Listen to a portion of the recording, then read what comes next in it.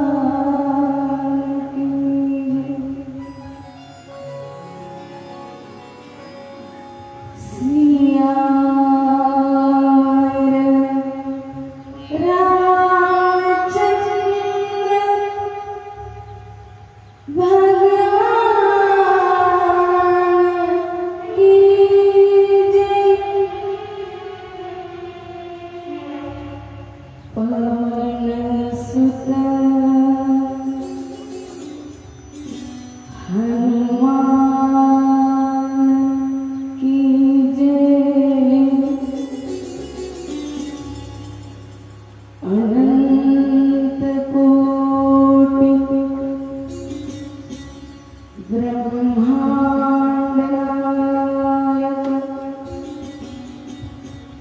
राजाधिराज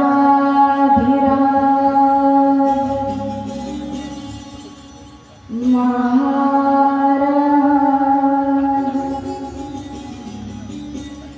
सच्चिदानंद परब्रह्म श्री साईनाथ भगवान की जय। मातोश्री श्री संत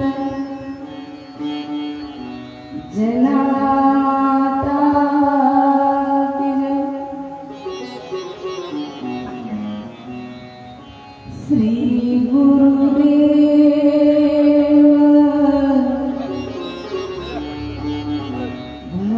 भगवान की जय।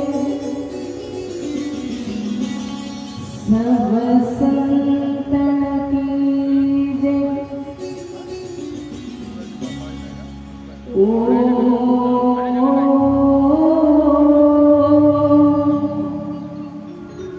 नमः पार्वती पतये हर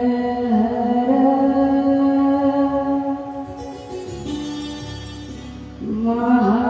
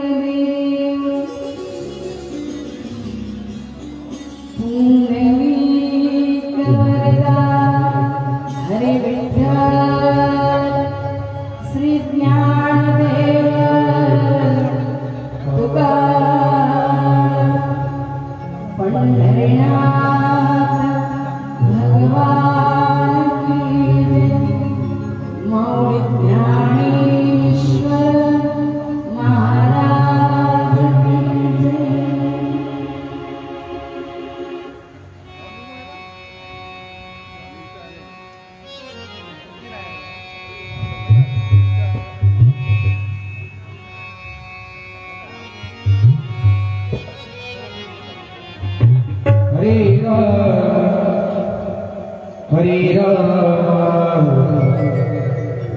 हरे राम हरे राम हरे राम हरे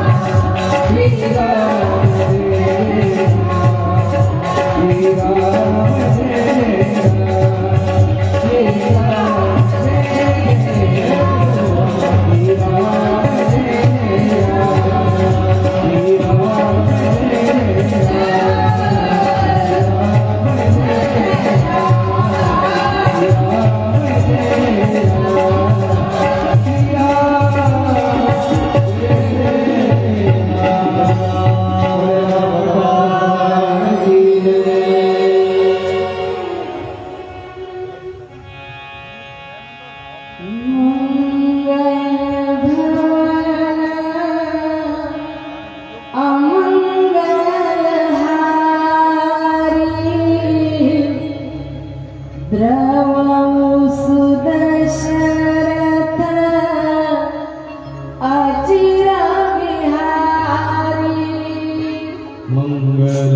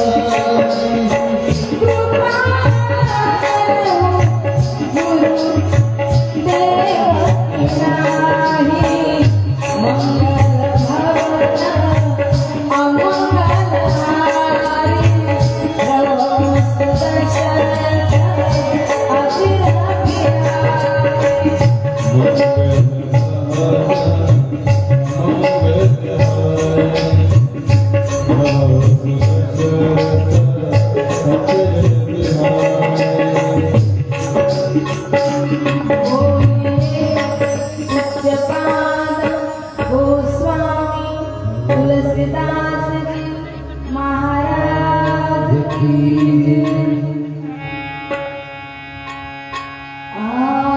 आइए हनुमंत विराजिए कथा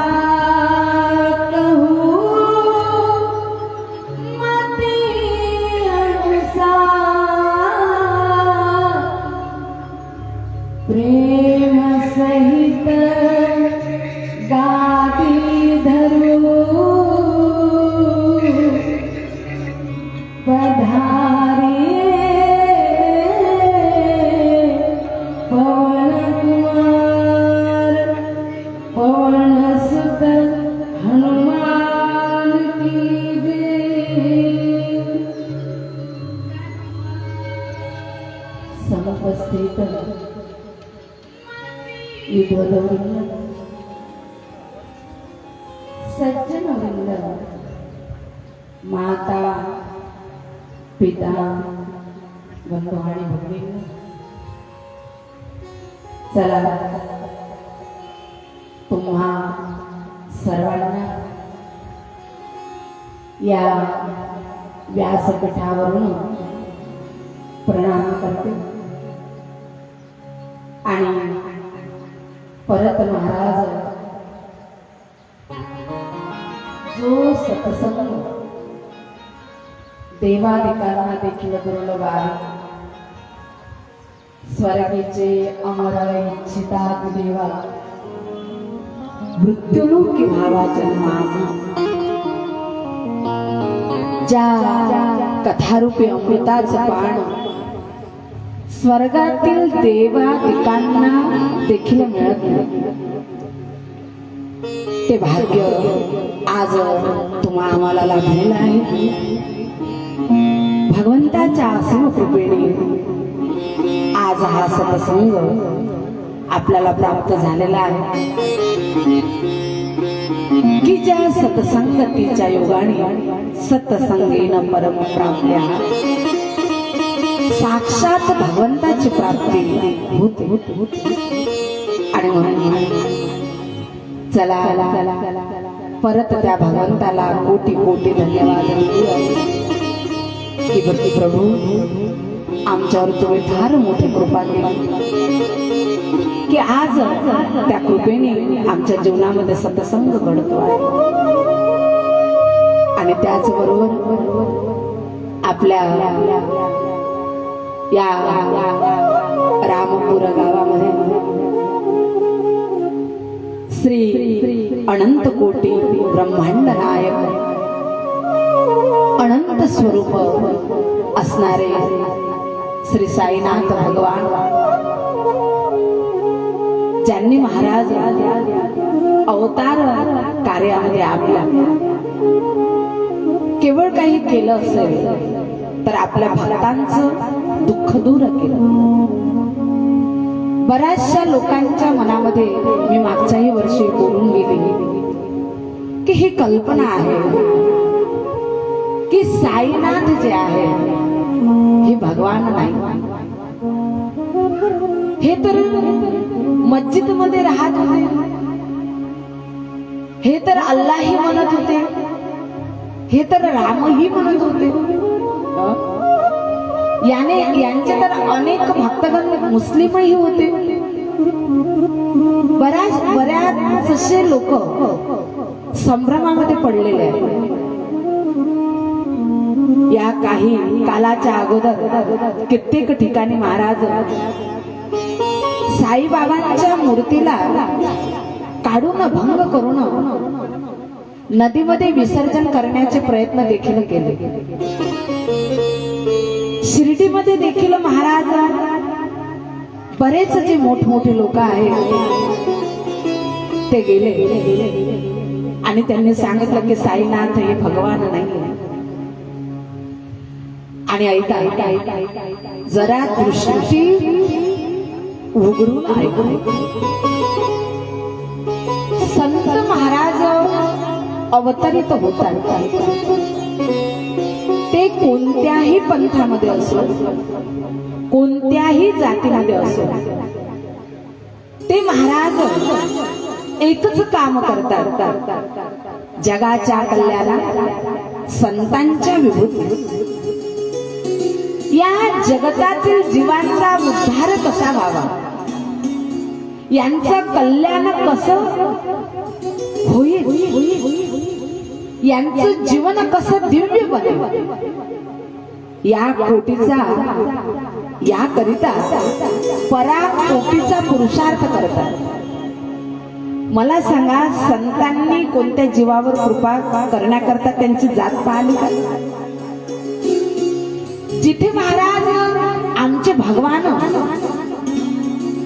जात पात पाहत नाही, पंढरीनाथांचं जर महाराज अवतार कार्य तुम्ही ऐकलं असेल तर पंढरीनाथांचे अनेक जातीतील भगवान आपले संत होऊन गेले, भक्त होऊन गेले, अनेक जातीमध्ये भक्त होऊन गेले. भगवंतांनी महाराज कधी पाहिलं नाही की हा लहान आहे, मोठा आहे, हा नीच समाजातील आहे. एवढंच नाही तर भगवंतांनी महाराज गोरा कुंभाराला मडके घडवू लागला. एवढंच नाही तर सजन कसायाला मांस देखील विकू लागलं भगवंतांनी. सजन कसाई म्हणतात मांस विकत होते, तर एका पारड्यामध्ये मांस राहायचं आणि दुसऱ्या पारड्यामध्ये शालिग्राम भगवंत राहायचे. शालिग्रामाला ठेवून महाराज ते मांस तोलून विकत होते. भगवंताने महाराज मांस देखील विकू लागलं, कारण त्या भक्ताचा भाव कसा होता. एवढंच नाही तर महाराज चोखोबा काकांच्या पत्नीचं पाळण पण केलं भगवंताने. याच्यासारखं निकृष्ट काम आहे का? बहीण बनले महाराज चोखोबा काकाची. एवढंच नाही तर महाराज जे चोखोबा म्हणतात की महाराज बौद्ध जातीमध्ये जन्माला आला, त्यावेळेसच्या ब्राह्मण लोकांनी एवढा छळ केला महाराज आमच्या चोखोबा काकांचा की पायरीपर्यंत त्या पंढरीनाथाच्या येऊ द्यायचे नाही, कारण म्हणायचे की तुम्हीच जातीमधला आहे. फार सुंदर चरित्र आहे चोखोबा काकांचा की महाराज पुढे पंढरीनाथांनी या ब्राह्मण लोकांना दाखवून दिलं. ज्यावेळेला पंढरपुरातून हाकलून दिलं ब्राह्मण लोकांनी चोखोबा काकाला, चंद्रभागेच्या पलीकडच्या तीरावर राहायला लागले आणि ज्यावेळेला ते भोजन करायला लागले एका लहानशी झोपडी बनवली, एका वृक्षाखाली बसले, तर पंढरीनाथ त्यांच्यासोबत भोजन करायला लागले. ब्राह्मण लोक महाराज त्यावेळेला पाहायला आले की चोखोबा कसा काय जीवन जगू राहिला. ते महाराज निंबाच्या वृक्षाचं झाड होतं आणि तिथे कावळे येऊन महाराज निष्ठा करत होते. चोखोबांना हे माहित नाही की इथे ब्राह्मण आलेले आहे, परंतु पंढरीनाथ माझ्यासोबत भोजन करत आहे. म्हणून त्या कावळ्यांना आवाज देऊन सांगायला लागले की अरे इथे विष्ठा टाकू नका, कारण साक्षात माझा पांडुरंग परमात्मा माझ्यासोबत भोजन करत आहे. ब्राह्मणांना खोटं वाटलं महाराज. म्हणे अरे तू महार तर महार, वरून या निंबाच्या झाडाखाली कसं तरी भोजन घेऊन बसलेला आहे आणि तू म्हणतो आहे की साक्षात पंढरीनाथ तुझ्यासोबत भोजन करत आहे. राग आला महाराज ब्राह्मण आणि एक हाणून गेले चोखोबा काकांच्या गालावर. निघून गेले महाराज. दन पावलं टाकत पंढरीनाथाच्या दरबारामध्ये. तर प्रसंग काय झाला, पंढरीनाथाचा गाल सुटला होता. ब्राह्मण आश्चर्यचकित झाले की म्हणे प्रभूचा आज गाल का सुटला. महाराज अनेक लेप लावण्यात आले भगवंताला. आजही भगवंताची काळजी घेतली जाते महाराज. आजही ज्या वेळेला पंढरपूर वरून सारे वारकरी निघतात, एवढ्या लोकांना दर्शन देऊन भगवंत थकले असेल म्हणून महाराज त्यांच्या पायाला तेल चोळून त्यांच्या पायाची मालिश केली जाते, साखर लावल्या जाते, भगवंताची दृष्ट काढल्या जाते. कारण साक्षात भगवान आहे पंढरीनाथ महाराज. जगतामध्ये प्रत्यक्ष पांडुरंग परमात्मा, जर भगवंताचं दर्शन तुम्हाला घ्यायचं असेल तर प्रत्यक्ष पांडुरंग परमात्मा हजर आहे, जे साक्षात भगवान. अनेक प्रकारचे उपाय केले, गाल महाराज सुजन उतरत नव्हती. त्यावेळेला त्यातील एक ब्राह्मण रडायला लागला. म्हणे प्रभू आमच्या हातून काही अपराध झाला का, तुमचा गाल सुजला, 8 दिवस झाले सुजन उतरत नाही, काय झालं, आमची चूक असेल तर आम्हाला सांगा. आणि त्यावेळेला पंढरीनाथ प्रगट होऊन सांगितलं की तुमच्या हातून चूक झाली आणि ती साधारण चूक नाही झाली, ती फार मोठी चूक तुम्ही केली की ज्या चुकीने मी तुम्हाला तुमच्या संपूर्ण जीवनामध्ये माफ करू शकेल की नाही. म्हणे प्रभू अशी आम्ही कोणती चूक केली की आमच्या संपूर्ण जीवनामध्ये तुम्ही माफ करू शकणार नाही, कारण आम्ही तुमची सेवा करणारे लोक आहोत. त्यावेळेला भगवंतांनी सांगितलं की तुम्ही माझ्या चोखोबाच्या गालावर जी चापट मारली ती मी माझ्या आयुष्यात विसरू शकत नाही. ती चापट तरी मी त्याला लागू नाही दिली, तू मार तरी त्याला लागू दिला नाही. त्या माध्यमातून तो मार मी खाल्ला आणि म्हणून माझा गाल सुजलेला आहे. मला सांगायचं हे आहे महाराज की संत आणि भगवंत हे वेगळे. संत तेची देव, संत तेची देव, निमित्त त्या प्रतिमा. संत हे साक्षात भगवत स्वरूप असत. म्हणून जसा भगवंतांनी कधी महाराज आपल्या भक्तांची जात पाहिली नाही, भेद केला नाही आपल्या भक्तांशी, तसे संत देखील महाराज आपल्या भक्तांमध्ये कधी भेद करत नाही. साईबाबाने देखील महाराज कधी भेद केला नाही. त्यांनी देवामध्ये भेद केला नाही, त्यांनी आपल्या भक्तांमध्ये भेद केला नाही. म्हणून ते अल्लाह ईश्वर एकच आहे हे नेहमी सांगत होते. परंतु आजचे भ्रमिष्ठ लोक जे अज्ञानी आहे महाराज, ते म्हणायला लागले की साईबाबा भगवान नाही. हे अज्ञान आहे महाराज, हे दोषी लोकांची कल्पना आहे. आजही महाराज तुम्ही साईबाबांची भक्ती करा, जे भगवंत देखील ते साईबाबा देखील महाराज तुम्हाला देतात. साईबाबांचा अधिकार महाराज सामान्य नव्हता. त्या काळामध्ये महाराज जो शिर्डीचा राजा होता त्याने किती छळ केला साईबाबांचा, पण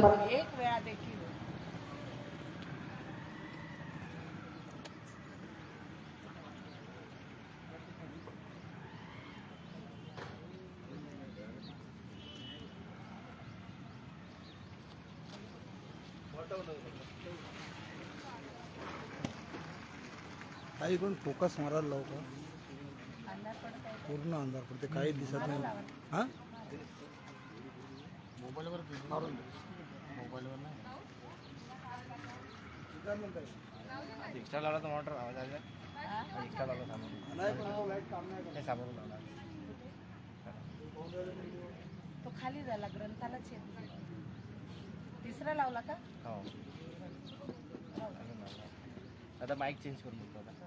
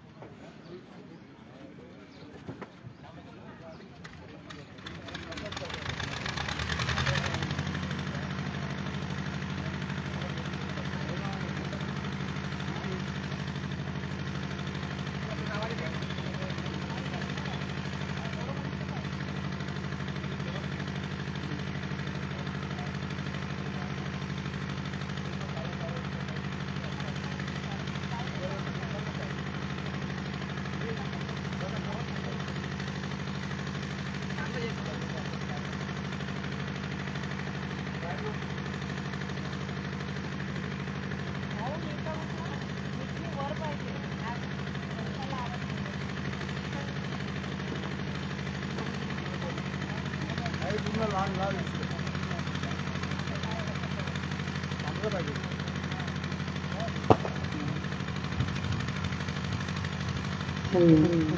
मी का म्हटलं थोडं बरोबर ठीक आहे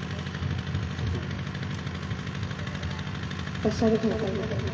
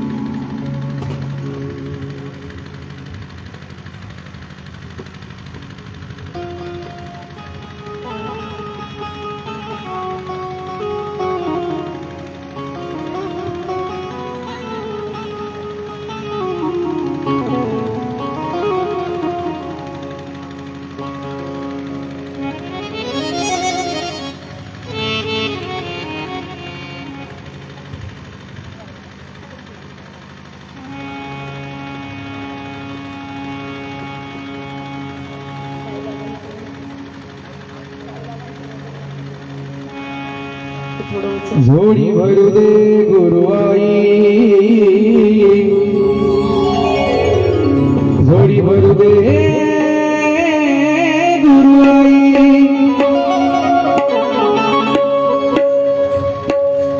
झोडी भरू दे गुरुवाई झोडी भरू दे गुरुवाई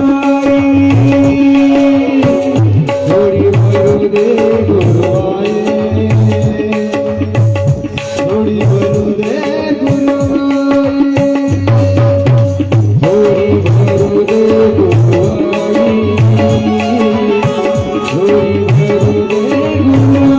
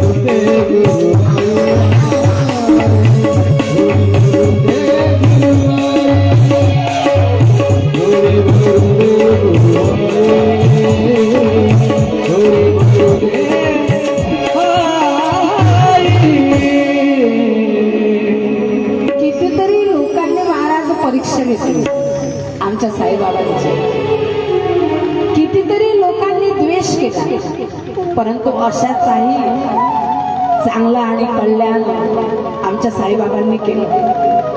त्यांच्याही दुःखात साईबाबा महाराज जे धावून गेले म्हणून ते संत बनले.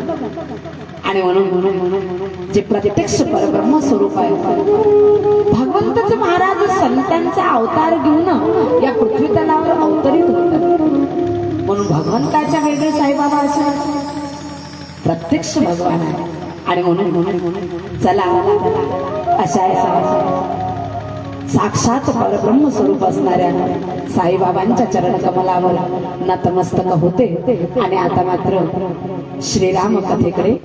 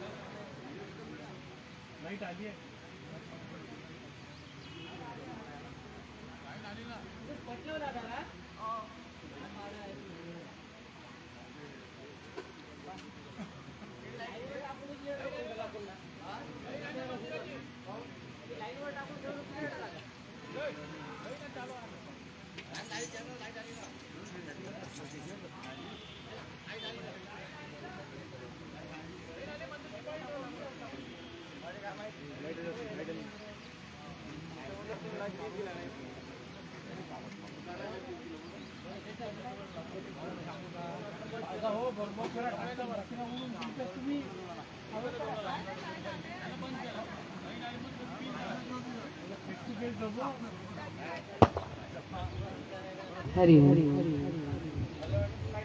तर चला कालपर्यंत सुंदर महाराज आता बोलू नका का लाईन ने आधीच विक्षेप होते नाही का. चला तर कालपर्यंत आपण जो प्रसंग पाहला श्रीराम कथेमध्ये अतिशय आनंदाचा आणि अतिशय उत्सवाचा प्रसंग पाहला की श्रीरामचंद्र प्रभू भरत शत्रुघ्न आणि त्याच प्रमाणे लक्ष्मण प्रभू यांचा विवाह झाला. सुंदर महाराज सर्व या अयोध्या नगरीमध्ये परत आले वरात. आणि मग काय पाहता महाराज आता या अयोध्या नगरीमध्ये अतिशय आनंदित वातावरण निर्माण झालं. आणि इथे बालकांड समाप्त झाला. आपण आता अयोध्या कांडाला सुरुवात करणार आहोत. परंतु आमच्या काही संतांनी महाराज बालकांड आणि अयोध्या कांड आता चिंतनपूर्वक ऐकाल का. कारण रामकथा हा चिंतनाचा विषय म्हणून तुम्ही जेवढ्या सूक्ष्मतेने ऐकाल त्याच वेळेला ती कथा तुम्हाला समजेल. तर अयोध्या कांडाला सुरुवात करण्यापूर्वी बालकांड आणि अयोध्या कांडाचा समन्वय केला. बालकांड जे आहे बालकांड जे आहे याचं चिंतन आपल्याला करायचं आहे की बालकांड म्हणजे आपली बाल्यावस्था आणि अयोध्या कांड म्हणजे आपली तारुण्य अवस्था. संतांनी हे सांगितलं यातून की ज्याची बाल्यावस्था चांगली गेली त्यांची तारुण्य अवस्था चांगली राहते चांगली जाते. आणि ज्यांची तारुण्य अवस्था चांगली जाते त्याची वृद्धावस्था अतिशय सुंदर होते. आणि एक महाराज विशेष संतांनी इथे सांगितलं की ज्याला आपलं तारुण्य टिकून ठेवायचं असेल त्यांनी 5 ते 6 गोष्टी करायच्या आपल्या जीवनामध्ये. तारुण्य टिकवणं आपल्या हातामध्ये पहा. ज्याला आपलं तारुण्य टिकवायचं आहे त्याने जास्त झोपायचं आहे. जो जास्त झोपेल त्याचा तो लवकर म्हातारा होईल. आमचे रामाभाऊ फुटाणे जे आहे आदरणीय हे आजही याही अवस्थेमध्ये महाराज तरुणासारखे दिसते. का तर ते झोपत नाही जास्त कारण त्यांची ड्युटी तशी आहे नाही का. इथे खरोखरच सांगितलेलं आहे मी विनोद नाही करत. जे जास्त झोपतात त्याच्या तारुण्याचा नाश होते, जे जास्त बोलतात त्यांच्या तारुण्याचा नाश होतो, जे महाराज काय म्हटलेलं आहे जास्त विषय भोगतात त्याच्या तारुण्याचा नाश होतो, नवे नवे जे जास्त चालतात त्याच्या तारुण्याचा लवकर नाश होतो. म्हणून ज्याला आपलं तारुण्य टिकून ठेवायचं आहे त्याने आज ह्या गोष्टी करायच्या की झोपही प्रमाणात पाहिजे. ज्ञानोबारायांनी ज्ञानेश्वरीमध्ये यावर एक सुंदर अशी गोड ओळी, मितला बोली बोलीजे, मितला पाऊली चालीजे, निद्रेही मानू तिजे अवसरी येते. ज्ञानोबारायांनी सांगितलं मितला बोली बोलीजे, बोला परंतु थोडं बोला, चाला एवढं की तुमच्या शरीराला महाराज थकवा यायला नको, आणि झोपीला देखील एक अवसर द्या, जास्त जागरणही नको आणि अति झोपही नको. आजच्या कलियुगातील लोक महाराज पहिलेच्या काळामध्ये आमची आजी सांगत होती की म्हणे आमच्या काळामध्ये आम्ही सकाळी उठल्यानंतर आमच्या खाटा उचलल्या जायच्या, त्या खाटा तोपर्यंत पडायच्या नाही की जोपर्यंत रात्र होत नाही 11 वाजता. आमचे संपूर्ण काम धंदे रात्री आटोपल्यानंतर भोजन झाल्यानंतर मग खाटा परत पडायचे आणि त्यावेळेला आम्ही झोपायचो, म्हणजे दिवसभर ते काम करायचे. आता तर महाराज प्रत्येकाच्या घरी खाटा पडलेल्या, आला का टाकला, आला का झोपला. या कलियुगामध्ये महाराज लोक फार आळशाने मतिमंद झालेले. आळसाचा त्याग करा महाराज. हे पलंग असे टाकून असायला नको, उचलून ठेवा महाराज त्यांना. आणि आता तर दिवा नाही, तुम्ही म्हणाल की ताई रोज कसं नाही, जेवढ्या फॅसिलिटी झाल्या तेवढं आपल्यासाठी घातकच झालं. काही काही जरी योग्य असेल परंतु भरपूर गोष्टी घातक झालेल्या आहेत. तर चला तारुण्य जर टिकून ठेवायचं असेल तर या 6 गोष्टीचा विचार जीवनामध्ये करा. कारण जेवढा आपण तारुण्य टिकू तेवढी आपण भक्ती जास्त करू शकू. कारण या शरीरावर महाराज भक्ती करणार, हे शरीर थकलं तर तुम्ही काहीच करू शकणार नाही. बाकीचे काम करू सोडा परंतु भक्ती करू शकणार नाही, भगवंताचं भजनही करू शकणार नाही, सत्संगामध्ये येऊ शकणार नाही. म्हणून तारुण्य टिकवा, परंतु कशा करता टिकवा, भगवंताची भक्ती करण्याकरता, त्याचं स्मरण भजन पूजन मनन ध्यान करण्याकरता, हे कार्य करण्याकरता, भगवत कार्य करण्याकरता, समाज कार्य करण्याकरता त्याचा उपयोग करा. आणि चला ऐका, तारुण्यामध्ये म्हणतात की काम जो आहे हा अतिशय त्रास देतो. काम काय करतो, तारुण्यामध्ये त्रास देतो. आणि काम जाणणारे कोण आहे, भगवान शंकर. आणि म्हणून अयोध्या कांडामध्ये प्रथमतः तुलसीदासजींनी भगवान शंकराचं महाराज स्मरण केलं, त्यांचं ध्यान केलं. आणि ध्यान करून महाराज त्यांना वंदन करत आहेत. का तर आमच्या ठिकाणी असणारा जो काम आहे त्याचा नाश व्हावा आणि आमचं जीवन चांगलं जावं. त्या भगवान शंकराचं आपण देखील एकदा स्मरण करूया आणि लगेच आता कथेकडे वळू. शिव समान कोई दाता नहीं, विकट विदार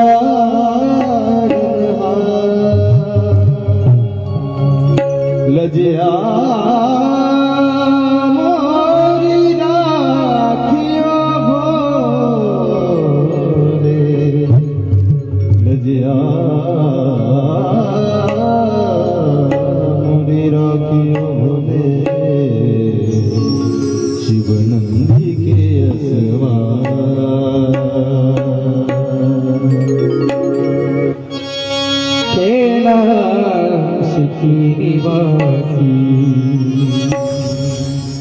नमो बारी बारी हो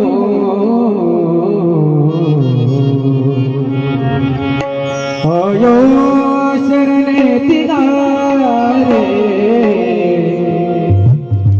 आयो शरणे तिगारे तारे तारे हो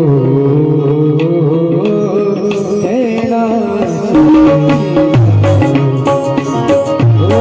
नमो बारी बारी हो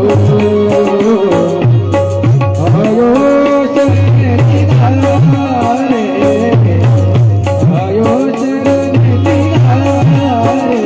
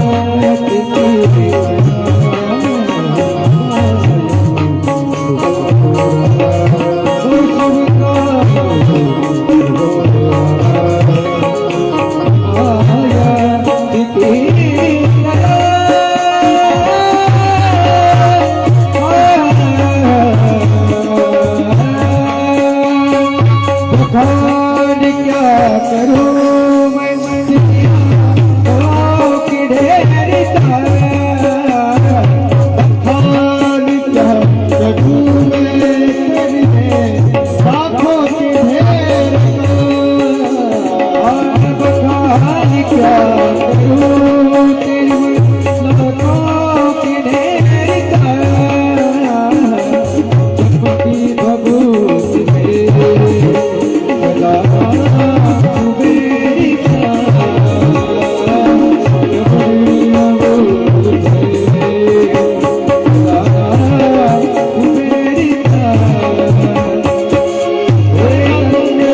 आणि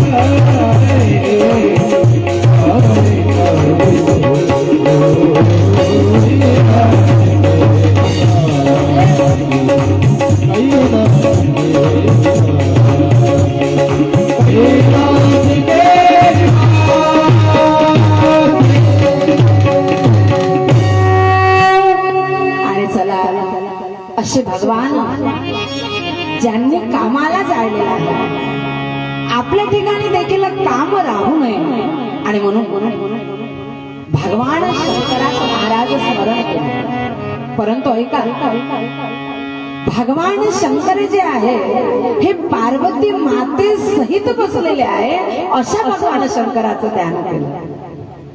मग यातून संत महात्म्यांना हे सांगायचं आहे की ऐका जीवांनो तुमचा विवाह देखील होणार नाही का. मग तुमचा विवाह होणार आहे भगवान शंकराकडून आपल्याला काय शिकायचं. भगवान शंकर आणि पार्वती माता हे दाम्पत्य जे आहे हे पर्वतावर राहते महाराज. परंतु तरी एवढं दिव्य जीवन जगतात की ज्या जीवनाला तोड नाहीये. परंतु महाराज आपल्याकरता बंगला आहे. आपण पत्नी सोबत कुठे राहतो बंगल्यामध्ये. ते महाराज पर्वतावर राहतात थंड वर्णात राहतात तरी त्यांचं जीवन दिव्य आहे आणि आपल्याजवळ बंगला आहे तरी आपलं जीवन करुणेचं आहे. पतीचं पत्नीशी पटत नाही पत्नीचं पतीशी पटत नाही असं आपलं जीवन महाराज.